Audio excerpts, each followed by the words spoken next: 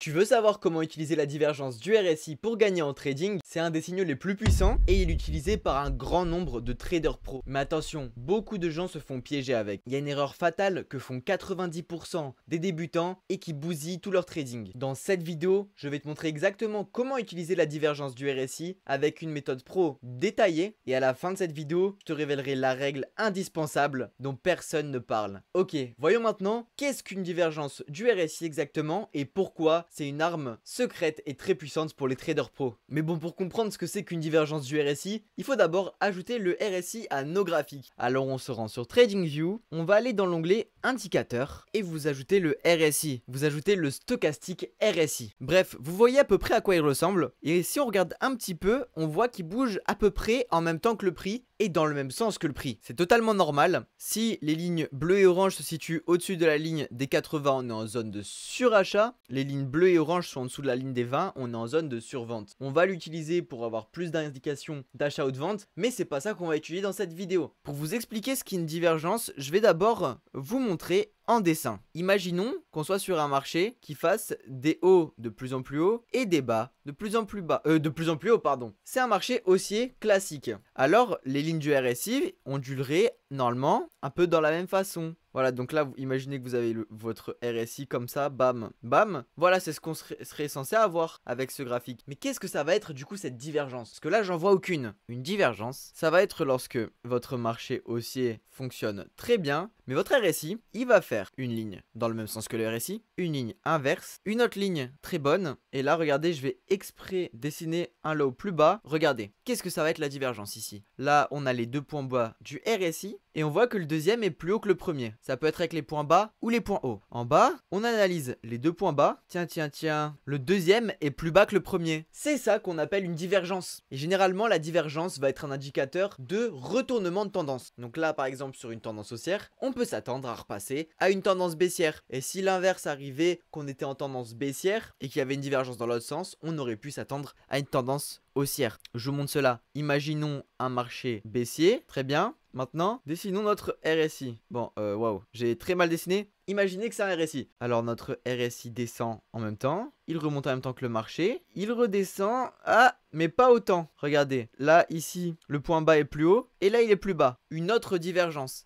Et là, généralement, si on observe les divergences du RSI et qu'on s'intéresse à acheter, eh bien, on va pouvoir ouvrir une position longue et s'attendre à ce que le marché remonte. Bref, pour mieux vous faire comprendre, j'ai quand même voulu vous sortir le graphique, sinon c'est un petit peu trop abstrait. Si vous êtes débutant, vous ne pouvez pas encore repérer les points hauts et les points bas d'un marché à l'œil nu. Il va falloir faire des dessins. Alors, je vous invite à prendre le stylo comme je l'ai fait sur TradingView et tracer tous vos points hauts. On en a ici, ici, ici. En réalité, c'est assez complexe, mais ça s'apprend. J'ai fait une autre vidéo plus complète pour apprendre à repérer une tendance sur un marché. Je vous mets la fiche en haut à droite de l'écran. Alors, si on regarde, ce point haut est plus haut que celui-là, mais sur le graphique, si on prend le même, eh bien c'est l'inverse. Alors, d'après la divergence du RSI, on pourrait s'attendre à la réouverture du marché lundi à un retournement de tendance haussier sur l'euro contre le dollar. Bien sûr, ça ne va jamais suffire pour faire un trade et vous risquez de tomber dans l'erreur à ne pas faire si vous ne tradez que avec ça. Donc nous allons maintenant voir comment utiliser efficacement les divergences du RSI. Et si tu ne respectes pas cette règle précise, tu risques de faire des trades catastrophiques. Je vais vous montrer maintenant la méthode simple en 3 étapes. La première, la plus logique, ça va être de trouver une divergence du RSI sur notre graphique. Évidemment, m'insultez pas en commentaire pour vous montrer un exemple. J'allais pas faire du live et attendre 3-4 heures derrière mon graphique juste pour avoir un trade. Évidemment, j'ai juste remonté le graphique pour en trouver un. Mais bref, c'est pour vous expliquer comment ça fonctionne. J'en ai trouvé une ici. On a ce high qui est plus bas que celui d'après. Donc c'est une tendance haussière. Mais si on se reporte sur le RSI, on voit qu'ici, ce high là, eh bien il est largement plus haut que celui d'après. On a trouvé notre divergence. Maintenant, attention, il va falloir trouver un signal de confirmation. On n'aurait certainement pas pu rentrer en position à cet endroit-là, juste en regardant la divergence. On aurait dû attendre au moins une cassure de tendance. Donc, je vous invite à utiliser l'aimant sur TradingView, c'est très pratique pour sélectionner des points précis sur le graphique et de faire majuscule pour tracer une ligne très droite. On aurait dû attendre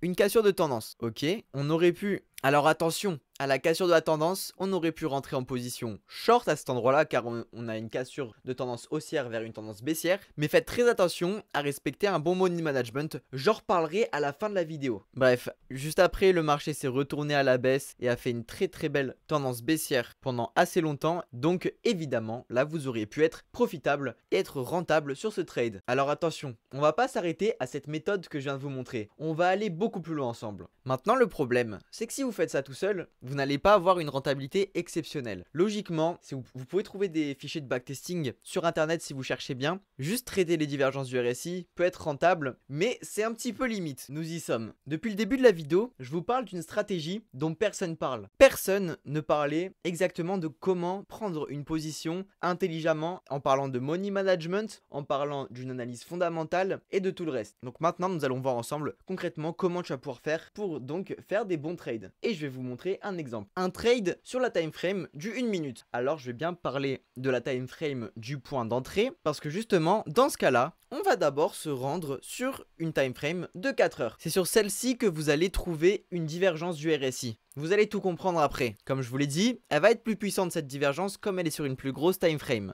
Et en plus, je l'ai trouvé super facilement. Voilà, ce high est très bas sur le RSI comparé seulement à celui de juste avant. Divergence du RSI très puissante. Le RSI qui était, bon, pas en zone de surachat mais presque. On était en pleine tendance haussière. On voit que les highs étaient de plus en plus hauts chacun. Les lows également étaient de plus en plus hauts. Juste après ça, ok, c'est là qu'on aurait pu, après ce mouvement-là, passer à notre trade. On voit que là, au trait que je viens de dessiner, il y a eu une cassure de la tendance. Et oui, le low s'est fait casser vers le bas. On passe en tendance baissière. Donc, je vais me rendre exactement à la date du 27 janvier 2025 à 23 h sur mon graphique. Bon, j'ai légèrement la flemme de retourner jusqu'à là-bas. Vous avez vu sur le graphique, c'était descendu juste après. Moi, ce que je vais faire, c'est vous montrer un autre exemple de prise d'entrée sur un autre endroit. Je vais vous prendre un exemple où le marché va descendre. Pas exactement au même endroit parce que là, ça va être un petit peu galère. Ok, j'ai trouvé un exemple qui est à peu près similaire. On avait trouvé notre divergence sur le 4 heures. Alors, il faut pas oublier, avant de faire ça, avant de prendre votre position, il va falloir s'intéresser à l'économie. Et oui, vous attendez un signal qui va bouger sur plusieurs heures, voire plusieurs jours. Il faut savoir pour cela ce qui se passe dans l'économie. Il faut savoir si par exemple Donald Trump va faire une grosse annonce sur la politique douanière. Ça aura un grand impact sur l'euro USD. Bref, on va attendre un signal price action. Si vous voulez en apprendre quelques-uns, j'ai fait une vidéo la semaine dernière dessus, l'étiquette est en haut à droite de l'écran. Imaginons, voilà, on attendait un retournement baissier. On avait la cassure de la tendance. On va attendre, voici une engulfing candle. C'est un signal de price action très puissant qui nous montre qu'avec la cassure de ce low et la engulfing candle, le marché va descendre brusquement. On peut rentrer en position, le stop loss juste au-dessus du dernier high. Un take profit avec un ratio risque-récompense de minimum 2, même avec un ratio risque-récompense de 4, vous auriez été rentable sur ce trade. Moi, ce que je fais généralement, c'est que je risque 1% de mon capital par trade. Donc là, on a un stop loss à 0,08%. On va utiliser un effet de levier avec un lot adapté pour avoir un stop loss de 1%. Donc vous allez utiliser un effet de levier de 12. Ça va vous faire un bénéfice plutôt autour de 4%. Allez, c'était ma trading. Ciao.